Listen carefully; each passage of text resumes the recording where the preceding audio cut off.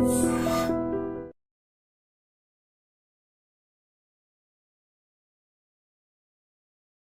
As a gastroenterologist and recent టైమ్స్లో కూడా మన ఒక గట్ హెల్త్ అనేది కూడా వెరీ వెరీ ఇంపార్టెంట్. ఏంటంటే ఆ గట్ హెల్త్ బాగుంటే అన్నీ బాగున్నట్టే మన లైఫ్లో. ఆ హెల్త్ అనేది కూడా మొత్తం బాగుంటుంది, వేరే అవయవాలు కూడా అన్నీ దాని కరెక్ట్ ఫంక్షన్ అనేది కూడా జరుగుతూ ఉంటుంది అంటారు.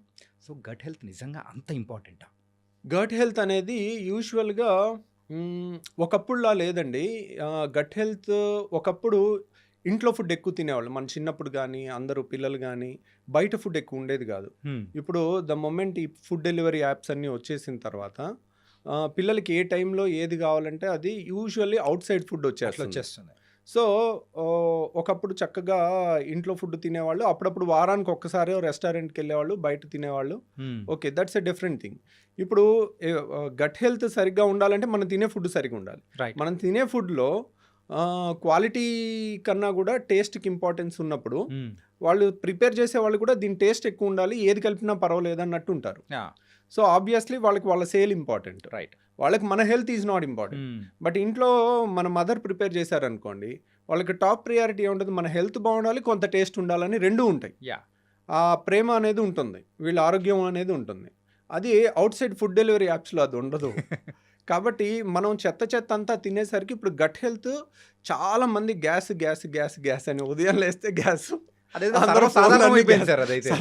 అంతా గ్యాస్ మయంలాగా అయిపోయింది ప్రపంచం అంతా. అందరూ సార్ గ్యాస్ అంటారు, లేదంటే తేపులు అంటారు, లేదంటే కింద నుంచి అంటారు, లేకపోతే ఉబ్బరం అంటారు. ఇంకా విచిత్రమైన కంప్లైంట్లు. అంటే మనం విచిత్రమైన ఫుడ్లు తిన్నప్పుడు రైట్. అన్ని టెక్స్ట్ బుక్లో డిస్క్రైబ్ చెయ్యని కంప్లైంట్స్తో వస్తుంటారు. ఓకే. ఎందుకంటే టెక్స్ట్ బుక్లు పేషెంట్ చూసి రాస్తారు. యా. కాబట్టి బుక్లో ఉన్నదంతా పేషెంట్లో ఉండాలనుకుంటే ఉండదు.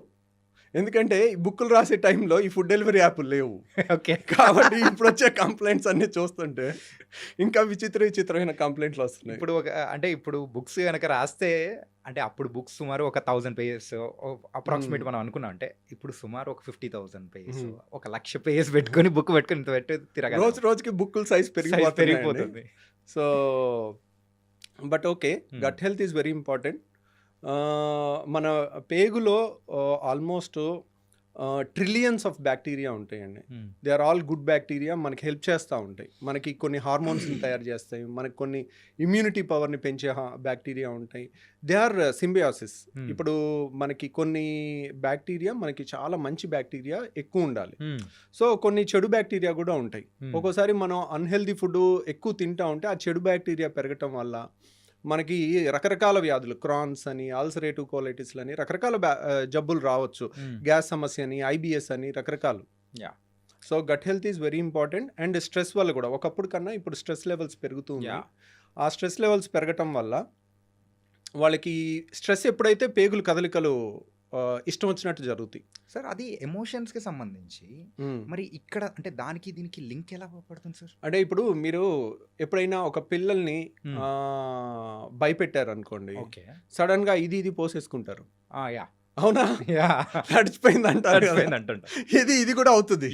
అంటే వాళ్ళు భయపెడితే పేగులు కదులుతాయి. ఓకే. సో పేగుల movements are related to stress. Okay. So there is everything is interrelated. ఇప్పుడు మన ఏలు కదిలించాలనుకోండి, మన బ్రెయిన్ నుంచి ఒక సిగ్నల్ వస్తుంది. ఇట్ ఈస్ సొమాటిక్ అనమాట. మన పేగులు నేను కదిలిస్తానంటే కదలవు అవి. They are autonomic nervous system కంట్రోల్లో ఉంటాయి. అటానమిక్ నర్వస్ సిస్టమ్ కంట్రోల్ అంటే 10 నిమిషాలకు ఒకసారి, 20 నిమిషాలకు ఒకసారి దాని మూమెంట్ ఇలా ముందుకి పేగులు కదలికలు అనేది వస్తుంటాయి. అవి స్ట్రెస్ని బట్టి ముందుకి వెనక్కి వెళ్తుంటాయి, ఇష్టం వచ్చినట్టు కదలికలు ఉంటుంటాయి. So stress is one important thing which impairs the gut health apart from latest outside food epidemic. అంటే అవుట్ సైడ్ ఇక అది మీరు ఆ టర్న్ ఓవర్స్ చూస్తే మైండ్ బ్లాక్ అయిపోవాల్సిందే. ఫుడ్ డెలివరీ యాప్స్ మీరు రీసెంట్ టైమ్స్లో అయితే వాళ్ళు రికార్డ్ బ్రేక్ చేస్తున్నారు సార్. అంటే మోస్ట్ ప్రాఫిటబుల్ జాబ్ అన్నట్టు కూడా అసలు యాప్స్ అనేది కూడా తయారైపోయాయి. ఏంటంటే ఇప్పుడు మీరు ఒక్క ఇంట్లో ఒక పూటకి ఒకళ్ళు ఒక రెస్టారెంట్లో ఆర్డర్ పెట్టుకోవట్లే, నాకు ఇది ఇక్కడ కావాలి, నాకు ఇది ఇక్కడ కావాలి, ముగ్గురు బాయ్లు వచ్చి డెలివరీ చేసే టైమ్స్ కూడా ప్రతి ఇంట్లో మీకు I don't think any one is exception.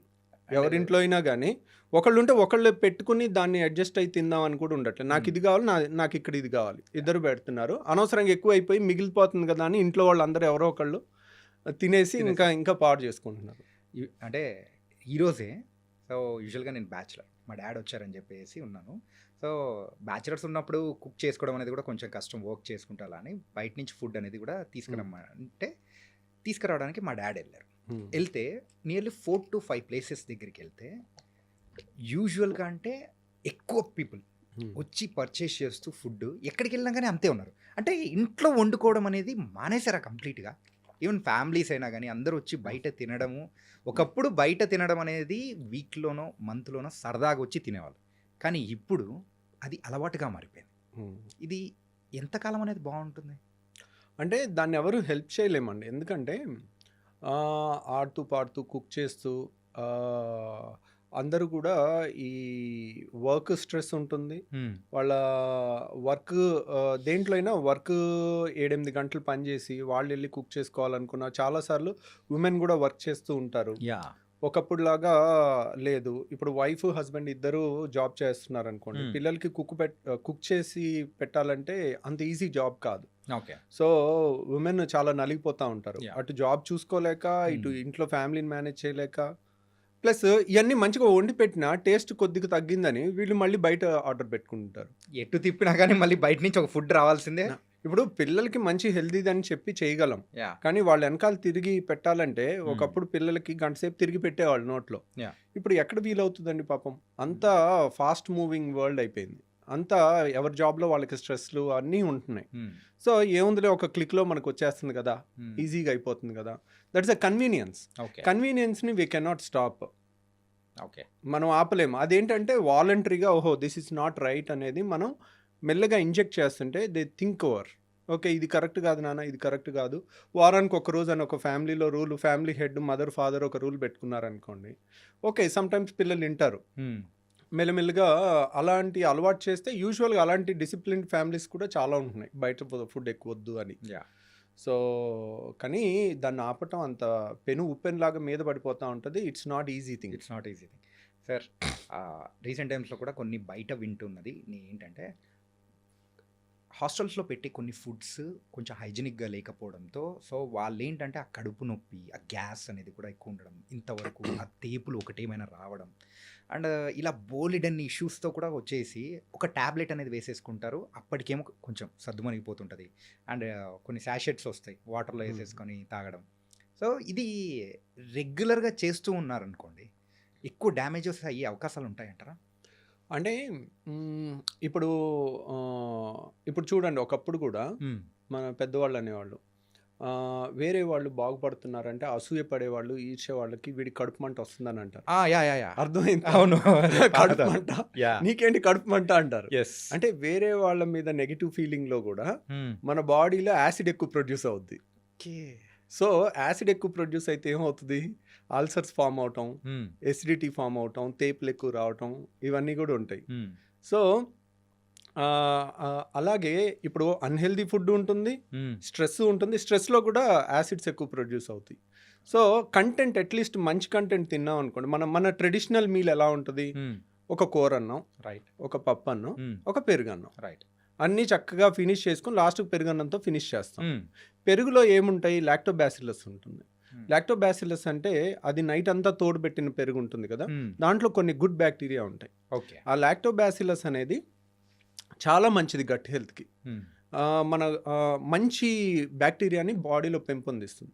ఇలాంటివి మన ట్రెడిషనల్ ఫుడ్ కొంచెం టేస్ట్ తగ్గినా దానికి అడ్జస్ట్ అయ్యి ఉంటే కనుక యూజువల్గా మన గట్ హెల్త్ ఇంప్రూవ్ అవుతుందండి. ఒకప్పుడు మా చుట్టాల్లో ప్రొఫెసర్ వెంకటేశ్వరరావు గారు అని ఉన్నారు. He was a very famous scientist అనమాట. ఓకే, ఆయన చెప్తా ఉంటారు, ఆయన హీఈస్ ఇంటూ 75 అలా ఉంటుంది. ఆయన చెప్తా ఉంటారు, మా చిన్నప్పుడు మేము సద్దన్నం తినేవాళ్ళం, అసలు ఎంత టేస్టీగా ఉండేదో రవి అని ఆయన డిస్క్రైబ్ చేస్తుంటే అయ్యో ఐఎమ్ మిస్సింగ్ సంథింగ్ అని అనిపిస్తూ ఉంటుంది. ఇప్పటికైనా కానీ ఉదయం వెళ్ళి ఈ టిఫిన్లు ఇడ్లీలు ఏమీ లేవు, ఉదయం వెళ్ళగానే మాకు ఇంత సద్దన్నం పెడతావా అని అనేవాళ్ళం. వాళ్ళు ఆ చేసే ప్రాసెస్ని అంతా అదొక ఫ్యాసినేటింగ్గా చెప్తారు. That is also fermented food. Yes, night పెట్టేసి అండ్ మార్నింగ్ తినడం. ఎప్పుడైతే ఫెర్మెంట్ చేస్తామో ఇప్పుడు చూడండి దోశ Hmm. పిండి ఉంటుంది. యా మీరు ఈ రోజు రుబ్బి ఈ రోజు దోశ ఏంటి టేస్ట్ ఉండదు. అవును. దాన్ని 1 or 2 days మినిమం పులిస్తేనే దాని టేస్ట్ ఉంటుంది. ఎస్. సో దానికి టేస్ట్ వచ్చింది అంటే దాని అర్థం ఏంటి? Good thing for our health అనే దానికి కొంచెం టేస్ట్ కూడా ఒక్కోసారి పెరగచ్చు అంటే దానికి. యా. సో అదే కంటెంట్ ఏం లేదు, ఒకరోజు ఆగితే ఆ ఫెర్మెంటేషన్లో గుడ్ బ్యాక్టీరియా వచ్చి మన హెల్త్కి ఇంప్రూవ్ చేసే అవకాశం ఉంటుంది. Okay okay. సో అలాంటివన్నీ మన పాత ట్రెడిషన్స్ అన్నీ కూడా అందరం మర్చిపోతా ఉన్నాము. సో ఈ సద్దన్నం లాంటిది ఫెర్మెంటెడ్ థింగ్ కానీ ఇవన్నీ కూడా మనం మళ్ళీ ఆ అథెంటిక్ మా ముసలోళ్ళందరినీ పట్టుకుని తీసుకొచ్చి ఏది అథెంటిక్ అనేది అది ఇప్పుడు నేను అడిగితే నేను ఎప్పుడు నా చిన్నప్పుడే నేను తినలేదు దాన్ని నేను ఎలా చెప్పగలను? యా. మా ముందు జనరేషన్ వాళ్ళు చెప్తుంటే వింటా ఉన్నాం. సో కానీ ఇప్పుడు అథెంటిక్ చేసేవాళ్ళు ఎక్కడో ఏళ్ల మీద లెక్క పెట్టచ్చు. వాళ్ళని తీసుకొచ్చి దాన్ని తయారు చేయించి దాన్ని ప్రాపగేట్ చేస్తే ఇప్పుడు మంచి తోడేస్తే మంచి టేస్ట్ పెరిగి వస్తుంది. అట్లాగే ఆ సద్దన్నంలో కూడా వేసే కంటెంట్ స్టార్టర్ ఉంటుంది. స్టార్టర్ని రోజు ఆ గంజిలోంచి తయారు చేస్తారు. అది గంజిని వార్చి గంజిని పులవబెట్టి దాంట్లో వచ్చే బ్యాక్టీరియా ఉంటుంది. పెరుగులో ఉండే బ్యాక్టీరియా వేరు, దాంట్లో ఉండే బ్యాక్టీరియా వేరు. సో ఆ స్టార్టర్ నుంచి తయారు చేయటం అనేది ఇప్పుడున్న వాళ్ళలో ఎంతమంది చెప్తారు ఇది సద్దన్నం అని, కానీ ఆ అథెంటిసిటీ అనేది రియల్గా మళ్ళీ మనం రీడిస్కవర్ చేసుకోవాల్సిన టైం వచ్చింది మన గట్ హెల్త్కి. ఆ టేస్ట్ని కూడా మిస్ అవ్వకుండా వాళ్ళు ఇప్పటికీ ఆయన చెప్తూ ఉంటే ఆయన ఫేస్లో ఆ ఎక్సైట్మెంట్, మా చిన్నప్పుడు ఇలా తినేవాళ్ళం, సద్దన్నం పెడితే ఎంత ఆనందంగా తినేవాళ్ళం అని చెప్తా ఉండేవాళ్ళు. సింపుల్గా మన ఇమాజినేషన్లోకి వెళ్తున్నాం, ఆ తింటున్న ఫీలింగ్ ఆ ఫీలింగ్ అనేది వచ్చేస్తూ ఉంటుంది. ఓకే సార్, ఈ ఫుడ్స్ విషయానికి వచ్చాం కాబట్టి ఫుడ్స్ విషయంలో మెయిన్గా మన హైదరాబాద్ డిసీస్ అనే కాదు, ఇప్పుడు ప్రజెంట్ ఉన్న ట్రెడిషన్ ప్రకారం అయితే అందరూ కూడా biryani is very common thing. బిర్యానీలో లాట్ ఆఫ్ మసాలాస్ అన్నీ ఉంటాయి. దాంతోపాటు కాంబినేషన్గా ఒక బ్లాక్ కూల్ డ్రింక్ అనేది కూడా యూస్ అంటే తాగుతూ ఉండే అవకాశాలు అనేది కూడా ఎక్కువ ఉంటుంది. ఈ రెండింటి కాంబినేషన్ సో మన గట్ హెల్త్కి ఏమైనా ప్రాబ్లం తెస్తుందా? సో బిర్యానీస్ వల్ల మన ప్రాబ్లం తెస్తుందా అంటే యూజువల్గా వన్స్ ఇన్ ఎ వీక్ తిన్నామనుకోండి, ఓకే, ఇట్స్ ఓకే. బట్ బిర్యానీని కూడా ఇంట్లో మంచిగా చేసుకుని కూడా చాలా బాగా కుక్ చేసుకుని కూడా తినొచ్చు. ప్లస్ కూల్ డ్రింక్ అనేది కూడా once in a week is okay. So కానీ cool drink can destroy somebody's life. కొంతమంది పిల్లలు ఏంటంటే ఫ్రిడ్జ్లో 2 లీటర్ కూల్ డ్రింక్ బాటిల్ తెచ్చి పెట్టుకుని మంచినీళ్ళు తాగినట్టు తాగుతున్నారు. వాళ్ళు అసలు that is very destructive thing అనమాట. Cool drinks are not good, more dangerous than alcohol నేను చెప్తాను. కూల్ డ్రింక్స్ ఎక్కువ తాగటం. Okay. So it has not because of gas వల్ల కాదు. Gas is very good. Gas ఏముంటుంది దాంట్లో ఉండేది కార్బన్ డైఆక్సైడ్. కార్బన్ డైఆక్సైడ్ తాగామనుకోండి వెంటనే తేపు వచ్చేస్తుంది, లేదంటే కరిగిపోయినా కానీ గాల్లో మనం ఆక్సిజన్ కన్నా కార్బన్ డైఆక్సైడ్ 20 times ఫాస్ట్గా బాడీలోకి వెళ్తుంది. అలాగే 20 times ఫాస్ట్గా బ్రీతింగ్లోంచి బయటకు వచ్చేస్తుంది. So 20 times faster diffusion.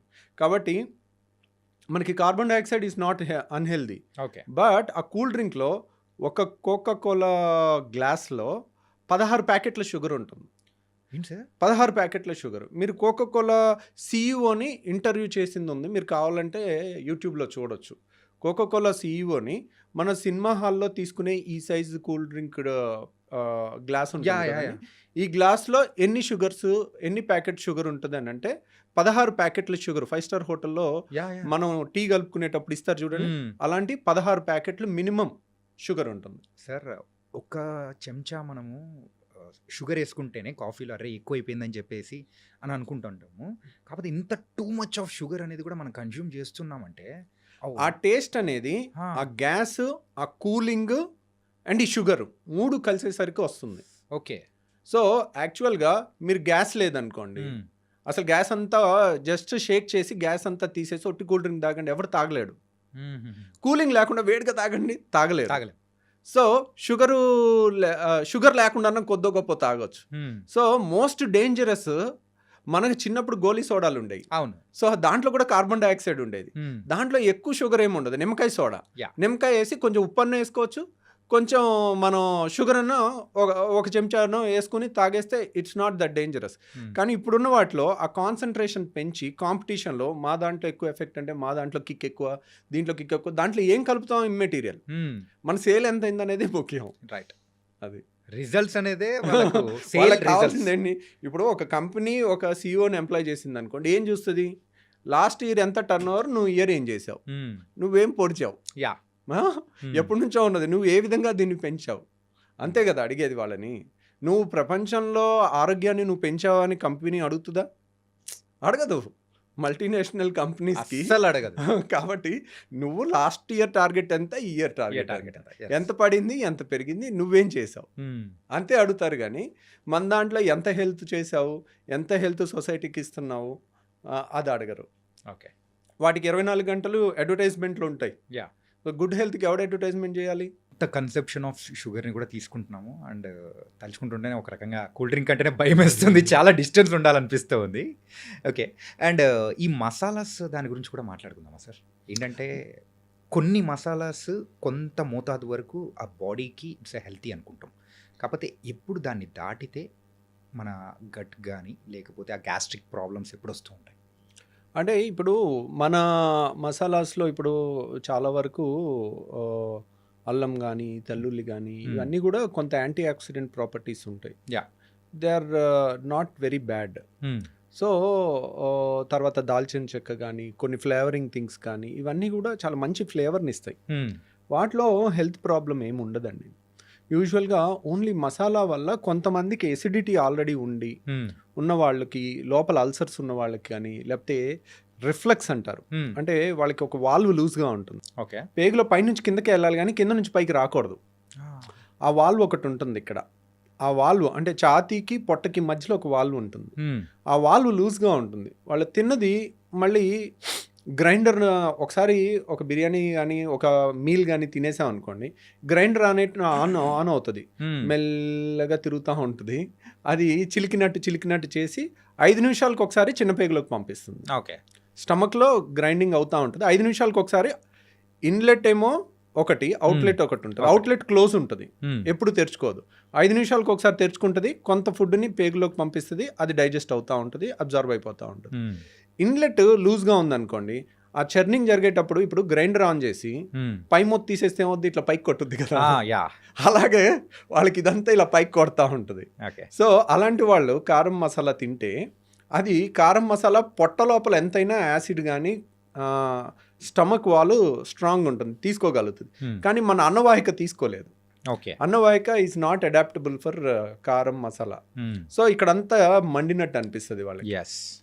Heart burn అంటారు దాన్ని, హార్ట్ బర్న్. వాళ్ళు ఏంటి, చాలామంది కొంచెం స్పైసీ ఫుడ్ తిన్న తర్వాత సడన్గా ఎడం పక్క నొప్పి వచ్చినట్టు, మన ఇసోఫేగస్ గుండె పక్క నుంచి వెళ్తుంది, వెనకాల ఉంటుంది. ఓకే, సో లెఫ్ట్ సైడే ఉంటుంది, మా సెంటర్కి కొంచెం ఇటువైపు ఉంటుంది. సో దాంట్లో మంట వచ్చినా గుండె నొప్పిలాగా ప్రాణం పోయినట్టు అనిపించి వాళ్ళు ఆల్మోస్ట్ ఆ భయంకే చచ్చిపోయేంత వస్తుంది. ఓకే, హార్ట్ బర్న్, దాని పేరే హార్ట్ బర్న్ అనమాట. మీరు హార్ట్ అటాక్ అనుకుని వెళ్ళే పేషెంట్లో 100 మందిలో 90 మంది వీళ్ళే ఉంటారు. ఎందుకంటే ఇది సర్వసాధారణమైన సమస్య. ఓకే, వాళ్ళు వెళ్ళగానే ఒక ఈసీజీ తీస్తారు, ఒక యాంజియోగ్రామ్ చేస్తారు, ఒక ఎకో చేస్తారు, హార్ట్కి సంబంధించిన అన్ని టెస్టులు చేసి హార్ట్ అటాక్ కాదు అంటే వాళ్ళు అప్పుడు ప్రశాంతంగా నిద్రపోతారు అనమాట. ఓకే.